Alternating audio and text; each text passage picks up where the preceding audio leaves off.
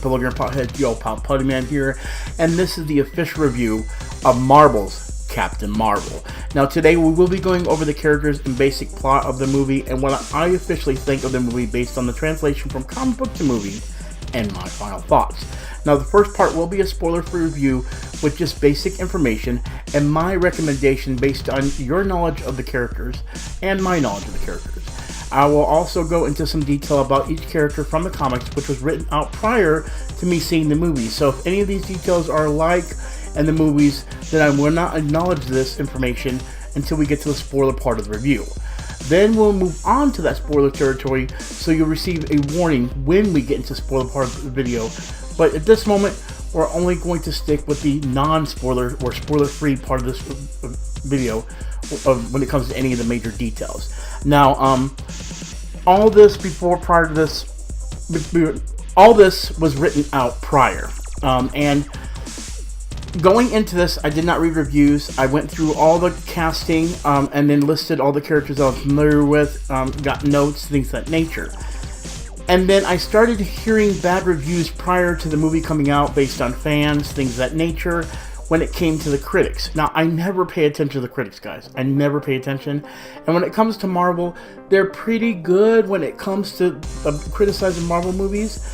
But then I feel like we have too many trolls until I decided to do some research after I'd seen the movie. So I'm going to go ahead and go through two website reviews, because basically what I did was I googled Captain Marvel reviews. And I picked the first 3 reviews that popped up. But I only typed out the first 2. So based on this, I liked some of the stuff was said.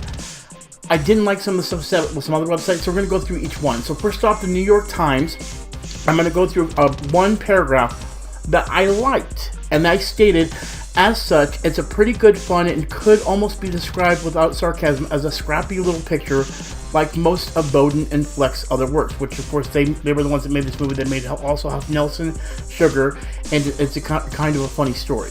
It's not too long, not too self-important, and benefits from craft and talent of a cast that includes Annette Bening, Jude Law, and Ben Mendelsohn. Okay, now I felt that was a good review. That was a good way of explaining everything. Then I saw the Detroit News, and I picked out some things, some lines they said based on, 1, were you watching the same movie we were? And 2, don't go to see a comic book movie expecting to see Citizen Kane. Let me explain. The first line I'll go is in a story that's almost impossible to explain, let alone comprehend. Now this I can understand. There's a lot going on in this movie, but at the same time, based on that information that he gave, if he seemed like the type that might have reviewed Guardians of the Galaxy and just sat there going, why is there a walking tree? Don't announce, this is a family movie. This is for fun. Quit analyzing something so important. Then he moves on to say, there's also numerous references to something called Marvel. Now I'm going to type on the screen MAR-VELL, which we all know is Marvel, but which everyone dances around for some reason, an inside joke that feels too winky even for the MCU. That's not a winky. If you're a comic book fan, you understand why they did this. Marvel is actually the name of the character. It's not Marvel. Just because it's a Marvel movie means the name is actually Marvel. They're winking at the Marvel name, but it actually is Marvel. They're sticking with the comics for us fans. And for those that want to break it apart in that situation, they need to get off their high horse. Then the last line he says, how many more times can we see a character with the power to wipe out entire rooms of people with the flick of their wrist struggle against an enemy? Were you watching the movie? Now, I'm not going to say any more based on what line he said there. I want you to watch the movie. And there is going to be a part in this movie where something happens. And you're going to be aware of what I'm talking about. If not, come back to my spoiler-free review, my spoiler review after you watch the movie, and I will bring up this line at the end of this video, explaining why I think this is so dense that apparently he must have been looking at his phone and wasn't paying attention to the same movie I was paying attention to. So then what I also did was I looked on, and something called the Hindustan Times said, Captain Marvel movie review, Brie Larson stars in a feature-length trailer for Avengers. Okay, I can understand that, but again, everyone wants a standalone film. Here's the thing, everything has been a trailer for Avengers if you're looking at it that way. Captain America, the First Avenger, it was a setup for the Avengers. The original Iron Man movie, Iron Man, set up for the Avengers. You know, there's a lot of things that are actually key that if you're an MCU fan, a Marvel Cinematic Universe fan, that you're going to see in this that's going to make your jaw drop and go, ah, moments, okay? And for that, I feel like these critics are not giving it a proper review, okay? I'm going to look at this based on a person that is not a comic book fan and based on a person that is a comic book fan, okay? And then this is actually going to be probably my most detailed review I've ever done. Based on all the knowledge I know, and based on how I feel people are going to react when it comes to this movie. You know what I mean? And the thing is, I'm not going to sugarcoat it. There's a lot of details in this movie. I'm not going to give it all the details away in this spoiler-free part. I am going to give my final thoughts on the basic cast, and then I'm going to go ahead and continue from there, and then go through each character with a spoiler-free review and even hint at stuff. So, first and foremost, I want to state this. If you are a Marvel fan, if you are a true Marvel fan, or you just respect the people that created Marvel in general, make sure you're not late for this movie. There is something you want to see at the beginning. It's worth seeing it. Get there before the credits even start. Before the even Marvel intro starts, you want to be there. That's all I'm going to say. I don't want to say any more. I just don't be one. This is not one of those movies you need to be late for. I'm just saying, right? Now, first and foremost, we're going to go over the cast. First up, we have Brie Larson, that plays the title character of Carol Danvers, aka Captain Marvel. Brie Larson did a great job. She actually, I didn't know going into this if she could pull off the humor, but the intensity that Carol Danvers would be in the comic book, and even the sex appeal in some way. And honestly, she pulled it all off. I kind of have a little bit of a crush on Brie Larson now, based on just this movie alone. She did a great job of portraying this character and bringing it to the big screen. So I'm very happy with the results. I liked her chemistry with Samuel L. Jackson's character, Nick Fury, and I like the way she reacts to things. Kind of like how it feels sort of like a buddy cop movie in some ways, you know, in those situations. So definitely enjoy writing that. Now, next character I want to go into is Yon-Rogg, which is played by Jude Law, or portrayed by Jude Law. Now, Yon-Rogg is actually quite different in the comic book as far as characteristically, as far as like his intensity. A lot of things have been changed when it comes to characters. I will say in this, a lot of differences, especially with things when it comes to origins, to how they became involved with the main character. So I don't want to go into much of that until I get into the spoiler review. But as far as Jude Law, I really didn't imagine Jude Law in this part, but it was okay. It fit the part for this movie. That's the best way I can put it. Comic book wise, I don't feel he was a Yon-Rogg in my eyes, but that just could be my own opinion. So I just want to move on from there. Next, we're going to go into Nick Fury, played by Samuel L. Jackson. Now, without a doubt, we already know he's perfect for this role. And he pulled out nothing but the stops. Actually, I felt like this was kind of that sarcastic, funny version of Samuel L. Jackson I've been looking for, that we haven't gotten before when it comes to Nick Fury. Not that serious, which is kind of good because it leads into some great things. So definitely 100% loved his character in here and everything. You're going to love it. It's actually probably the best Nick Fury I've had, or the most enjoyable Nick Fury I've had in any Marvel Cinematic Universe movie. Next is Phil Coulson. Now, if you remember Phil Coulson, he actually, spoiler alert if you haven't seen the other Marvel movies, but honestly, if you're watching this review and you haven't seen the other Marvel movies, you should go watch them first and then come back and watch this. But Phil Coulson was died in the first Avengers movie, but then came back to Agents of S.H.I.E.L.D. So there is again, keep in mind, this is all based in the 90s, so this is a younger Nick Fury, a younger Phil Coulson is in this, okay? So I love the way they did Phil Coulson. Unfortunately, I feel his time was brief, where they could have done a lot more with him. But at the same time, I don't think it was something that was necessarily needed. Next, we have Talos, which is played by Ben Mendelsohn. And if you're not familiar with who Ben Mendelsohn is, he actually played the bad guy in Rogue One. So he did a great job of Talos. Now, as far as the Talos character, I liked it. I enjoyed the character so much that he portrayed. But at the same time, I'm conflicted, and that will have to be in my spoiler-free review. So if you go and see this movie and you're wondering why I'm conflicted, come back. I will explain all of that, okay? Next, we have Maria Rambo. By the way, Ben played a great job on that, though. I still believe that. Next character is Maria Rambo, played by Lashana Lynch. She did a great job of this character. Unfortunately, I think for me, the reason this character is exciting is because of her daughter, which is Monica Rambo, which is played by Akira Akbar. She's actually playing her daughter, and she's crucial to the longer running story when it comes to Captain Marvel, so on and so forth. So I'm not going to get into that until the spoiler-free review as well, but I'm just going to state that she's a future character that was in the comic book that is honestly more important to me than her mother was. So we're going, into that. Next, we're going to be going into two characters that are actually reoccurring characters that you've seen in one other movie. So before I get into this, again, if you haven't seen Guardians of the Galaxy, why are you even doing this review? Go watch Guardians of the Galaxy, then come back, because this is spoiler for Guardians of the Galaxy. So we have Ronan the Accuser. Now keep in mind, this is based in the 90s, so this is prior to Ronan from Guardians of the Galaxy. He's very short in this role. It's still played by the same person, Lee Pace, and he first appeared in Guardians of the Galaxy. And again, he did a great job, but it wasn't. I honestly don't think it was. You know what? Just go watch the movie. You'll see what I'm talking about. That's the best way I can explain it. I don't know how to explain it.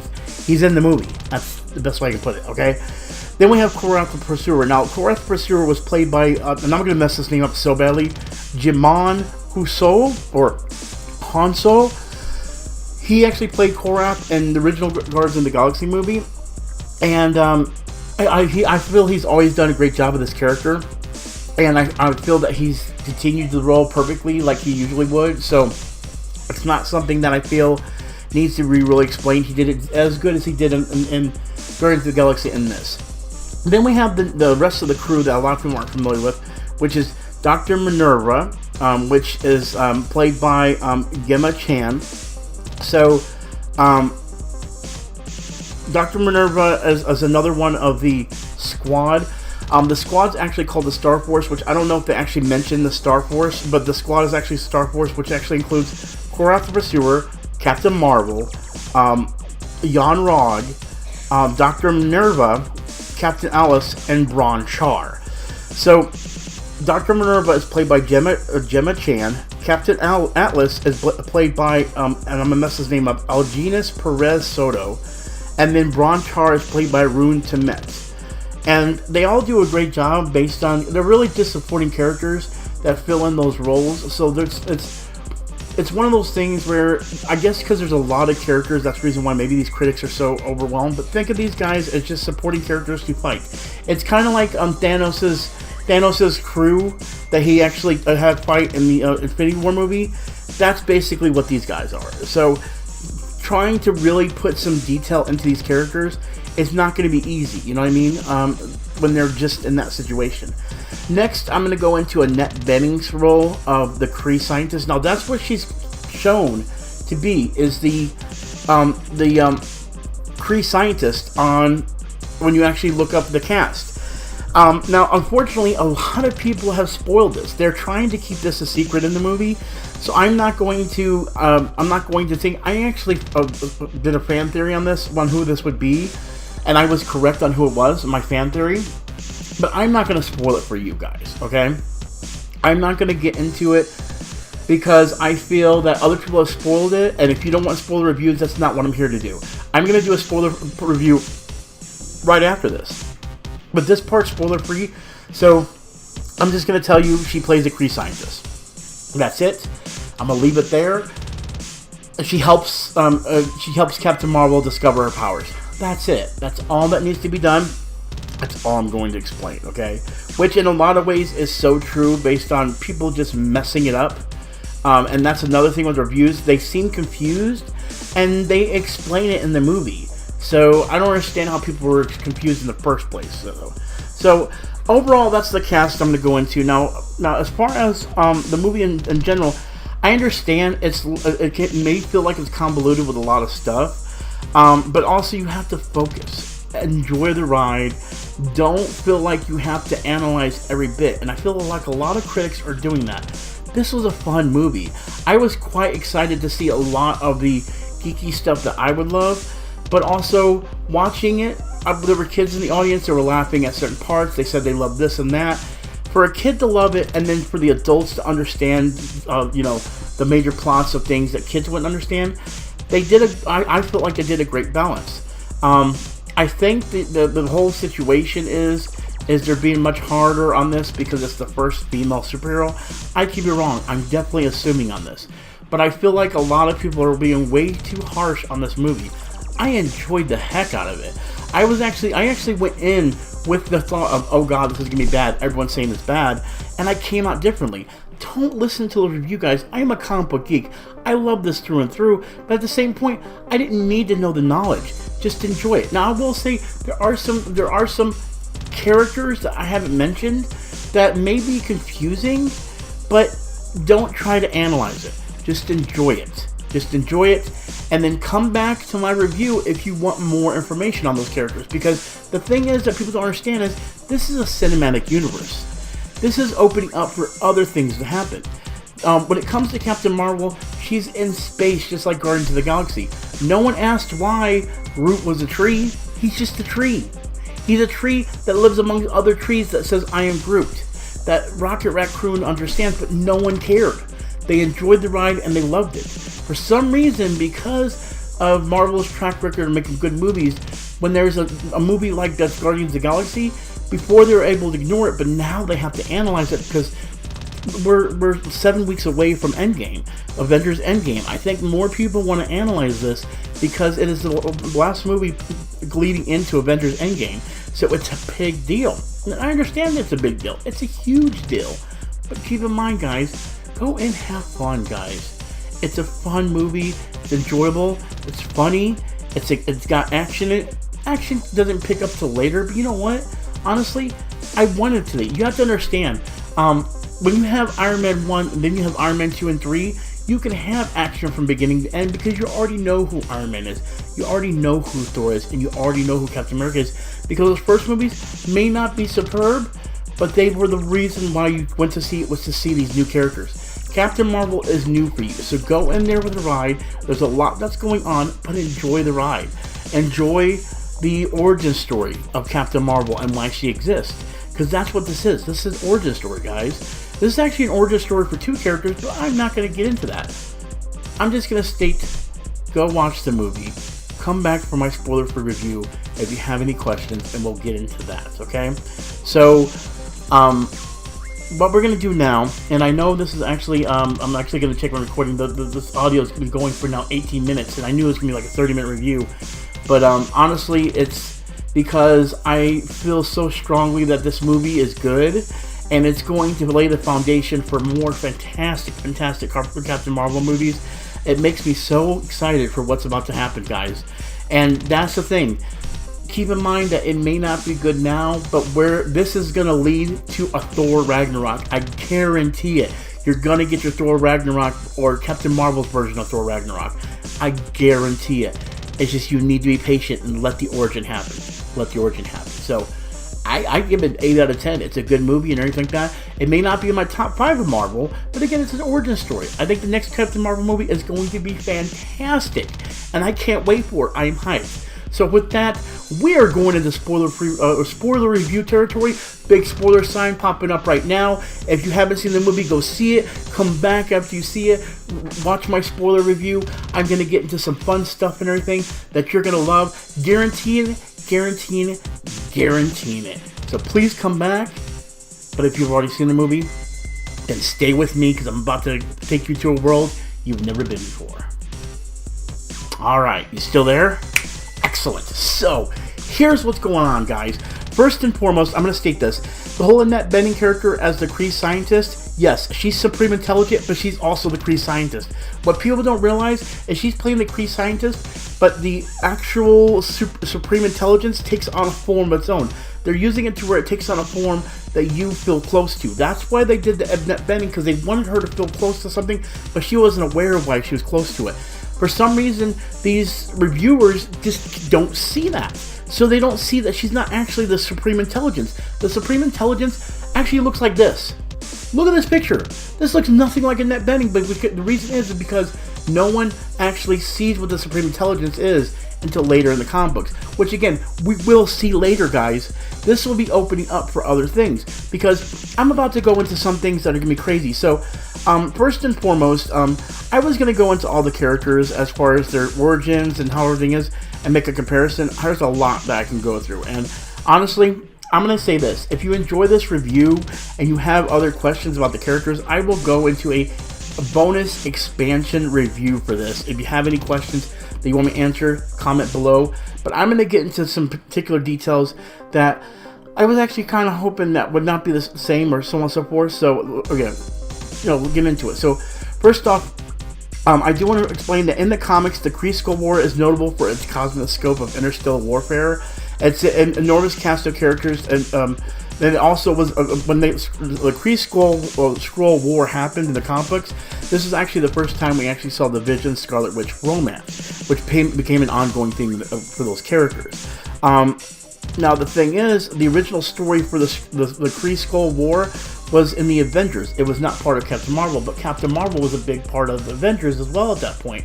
So understand, the thing that makes me enamored is they made the Skrull good in this.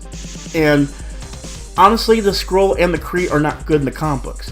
I understand why they did it, and the reason they did that is when you have Talos, which was the one played by Ben Mendelsohn, when he was actually trying to save his family, that was a heartwarming moment, and it actually fueled Captain Marvel, which was a good little twist. But at the same time, I think they had to do that in order to give her a reason to fight back.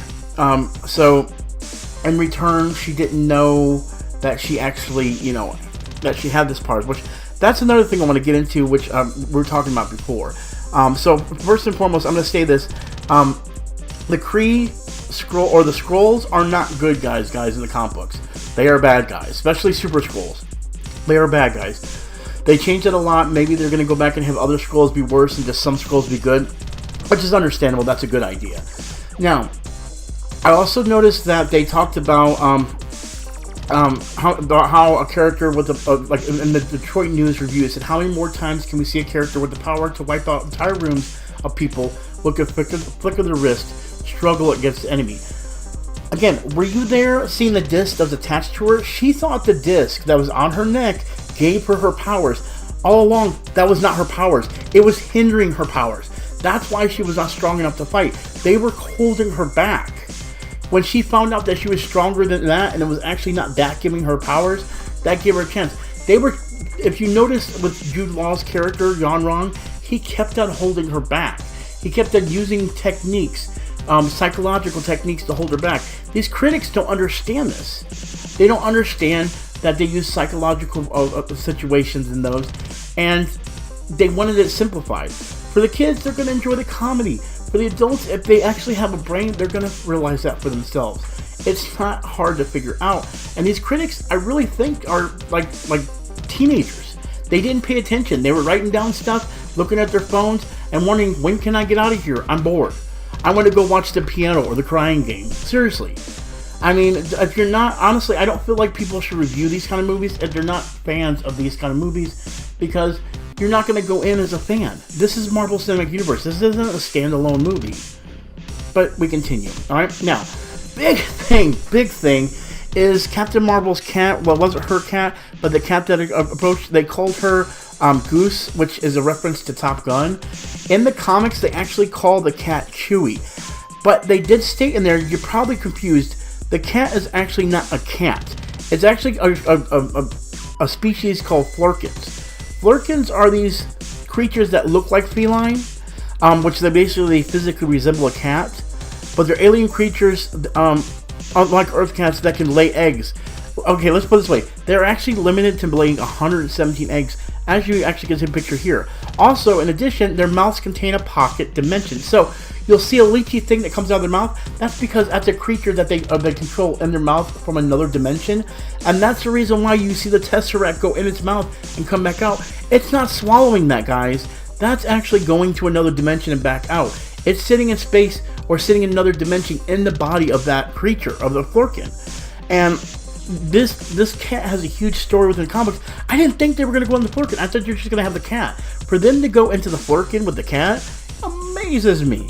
It amazes me. You know what I mean? So I'm very, very happy with what they did with that. And they could have done so many things not to do that, but they did. And it makes me so happy. So next, I also want to go into Nick Fury's eye. Now, I wanted to go into this because I didn't know if they were going to do the story of Nick Fury's eye the same way they did in the comic books, which they didn't. I love how he tries to explain it compared to what actually happens. Now, the Flurkin cat Goose actually is the one that damages his eye in the movie. And now, in the comic book, Nick Fury lost his eye in a military encounter. See, while serving in Kuwait during the Gulf War, Nick Fury, well, basically the Ultimate Nick Fury, which the original Nick Fury was actually white. But the Ultimate Nick Fury, which is the Samuel L. Jackson one, wound up in the wrong side of an explosion when his convoy, which was in the military, was attacked by Iraqi soldiers. That convoy just happened to be transporting the Army's Weapon X, who, of course, if you're not familiar, would be better known as the X-Men's Wolverine. Luckily for Nick Fury, Wolverine pulled him out of the wreckage and carried him back to headquarters. So, with that, within that, and the Marvel Battle Scars miniseries, where Nick Fury lost his eye, it made several moves that nudged the Marvel contributions close to the cinematic one by including Agent Phil Coulson. So, with the Ultimate version, around the same time that the accident happened, they also introduced Phil Coulson. So he actually got an introduction into the world of Marvel because he was never in the Marvel comics. So the way they did his eye was quite different, but it still had Phil Coulson involved, just like in this. I feel like the way they adapt so many things from the comics to put them in here is just so outstanding. Now, when it comes to Jan Rog, Talos, Maria Korath the Pursuer, Dr. Minerva, and Captain Atlas, and Bronchar, they do have way more expanded stories in the comic book of becoming bad guys against Captain Marvel and other characters, so including Guardians of the Galaxy, things of that nature, and also in comics called Quasar, which that's a whole other story I can explain in general. But one of the characters, Maria Rambeau, I had talked about her daughter, Monica Rambeau. Monica Rambeau in the comics actually becomes a character named Photon, and which I actually love. They reference about how she would love to go into space. She ends up being a big superhero just like Captain Marvel in the Marvel comics. So with this movie being based in the 90s, I have a feeling that in the next Captain Marvel it's going to be based in present day, and we're actually going to see an adult version of Monica, and she's probably going to become Photon. That would be excellent. I don't know how they're going to do it, but it's going to be excellent in that way. Now, as far as anything else, spoiler, the next big thing is something I wanted to bring up, and you know, if you saw the movie, then you clearly saw it, and if you didn't if you got in there late, then I'm going to be honest with you, you need to stop watching my review and go back and watch it again, because at the beginning, if you're familiar, they do the Marvel Flash, where they flash all the pictures from the comic books, or from the movies of each character, but this time they flashed Stan Lee. They flashed all his cameos in the Marvel Cinematic Universe right on the screen. That put a tear to your eye. So, honestly, it was probably the best send-off that Marvel could do ever, because he didn't just create something special, but his cameos. What people don't realize is that Stan Lee actually wanted to be an actor growing up, but he fell into the comic book world as a writer, and it stuck with him. He enjoyed it, but it stuck with him, and he never got to be that actor he wanted to. He wanted to be a world-famous actor. Unfortunately, he never got to do it until his Marvel creations came out, and he got to do these cameos. He got to live his life stream through his creations, guys, to be an actor. And those cameos are huge. So for Marvel to recognize what he loved and to put that into the first Marvel lettering beginning of that movie made Captain Marvel way more special than it could ever be. And honestly, it's just alone, if you're a Marvel fan, just seeing the beginning with the Marvel words is all you need. All you need. But there you go, guys. I'm looking at the timer now. It is 30 minutes into this review, guys. And so with that, I want to go ahead and get this posted, edited, everything else. So I still have a lot of editing, and it's like 12 p.m. So I'm probably not going to get this out or be able to play with you guys this evening. So I will definitely talk to you guys tomorrow or later this evening if you're watching this on Friday. But yes, go see Captain Marvel. As a comic book fan, if you're a comic book fan, go watch it. Go watch it. It is worth it. It is fun. You know, if you're at this, actually, if you're watching this review and you're watching the spoiler, you're losing a lot out of it. You should have seen it already. And if you have seen it and you love my spoiler review and you have questions, please ask in the comments. I'm willing to answer anything about Captain Marvel. This was probably one of my favorite things to watch. I remember reading this comic as a kid, and now be ready, guys, because the next movie might not even be called Captain Marvel. Ready, guys, because Miss Marvel's coming. I'm not joking. It's a new suit. I'll even show you a picture of the comic book character of Miss Marvel right on the screen right here as she flies through space, guys. So we're going to end it right here with Miss Marvel as she's flying through space. And I want you to go ahead and maybe click on one of these other reviews on the left and right hand side of the screen. Make sure you subscribe if you're new here. Miss Marvel, we can't wait to see you in the next movie. I can't wait to see you guys in the next review when Avengers Endgame comes out. I'm also going to make sure to go see Shazam as well, guys. But I love you guys for letting me do this long review and let me blur out and just ramble. I was going to go ahead and type out everything. I'm also glad you guys stuck around this long. It's a long review, probably my longest review ever, but you know what? I enjoyed the heck out of it. I love you guys. Thanks for sticking around. Go see Marvel's Captain Marvel. Go see it. Love you guys. Talk to y'all later.